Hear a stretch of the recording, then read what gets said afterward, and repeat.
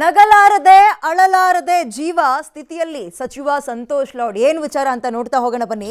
ನಿತ್ಯ ದುಡಿ ಸತ್ಯ ನುಡಿ ಸ್ವಲ್ಪ ಕುಡಿ ಮನೆಗೆ ನಡಿ. ಬೆಳಗಾವಿ ಚಳಿಗಾಲದ ಅಧಿವೇಶನದಲ್ಲಿ ವಿಚಿತ್ರ ವಿಭಿನ್ನ ಹೋರಾಟ ಇದು ಸಚಿವ ಸಂತೋಷ್ ಲಾಡ್ ಕಡೆಯಿಂದ.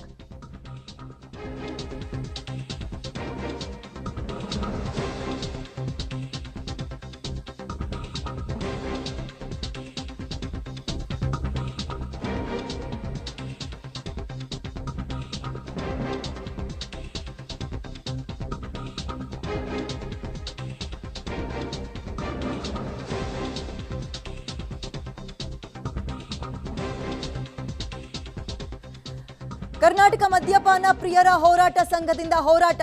ಮದ್ಯಪಾನ ಪ್ರಿಯರ ಬೇಡಿಕೆ ಕೇಳಿ ಸಚಿವ ಸಂತೋಷ್ ಲಾಡ್ ಒಂದು ಕ್ಷಣ ಶಾಕ್ ಆಗ್ಬಿಟ್ರು. ಸರ್ಕಾರದ ಪರವಾಗಿ ಮನವಿ ಸ್ವೀಕಾರ ಮಾಡೋಕೆ ಸಂತೋಷ್ ಲಾಡ್ ಅವರಲ್ಲಿಗೆ ಹೋಗಿದ್ರು.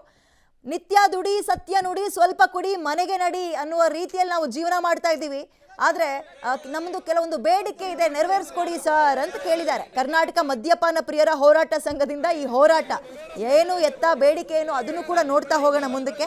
ಸಚಿವ ಸಂತೋಷ್ ಲಾಡ್ಗೆ ಮದ್ಯಪ್ರಿಯರ ಸಂಘದವರು ಹಲವು ಬೇಡಿಕೆಗಳನ್ನು ಮುಂದಕ್ಕಿಟ್ಟಿದ್ದಾರೆ. ಏನೇನು ಹಾಗಾದ್ರೆ ಬೇಡಿಕೆಗಳು?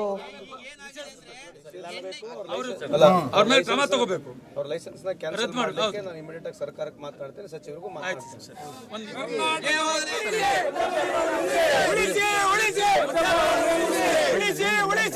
ಮದ್ಯಪ್ರಿಯ ಸಂಘಕ್ಕೆ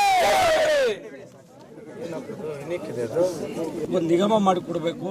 ನಮ್ಮ ಮದ್ಯಪ್ರಿಯರಿಗೆ ಎಲ್ಲ ನಿಮ್ಮ ಬಾರು ಅಂಗಡಿ ಮುಂದೆ ಒಳ್ಳೆ ಕ್ಲೀನ್ ಆಗಿ ರೈತ ಕಾರ್ಮಿಕರು ಇವತ್ತು ಕಷ್ಟ ಮಾಡಿ ಬಂದು ಕುಡಿತಾರೆ. 40 ರೂಪಾಯಿ ಇರೋದನ್ನ 80 ರೂಪಾಯಿ ಇಲ್ಲಿ 500 ರೂಪಾಯಿ ತಗೊಳ್ತಾರೆ. ಇಲ್ಲಿ 25 ಸಾವಿರದವರೆಗೂ ಇದೆ, 10 ರಿಂದ 25 ಸಾವಿರದವರೆಗೂ ಆಗ್ತಾ ಇದೆ. ಈ ಒಂದು ಇದರಲ್ಲಿ ತಂತ್ರಜ್ಞಾನದಲ್ಲಿ ಇಷ್ಟೆಷ್ಟು ಆದಾಯ ಇದೆಯಲ್ಲ ಸರ್, ಪ್ರತಿಯೊಂದು ಆಂಬುಲೆನ್ಸ್ ಬಿಡಿ ಸರ್. ಈಗ ಒಂದು ರೇಷನ್ ಒಂದು ಕಾರ್ಡ್ ಮಾಡಿತಲ್ಲ, ಒಂದು ಒಬ್ಬನಿಗೆ 1 ಕ್ವಾರ್ಟರ್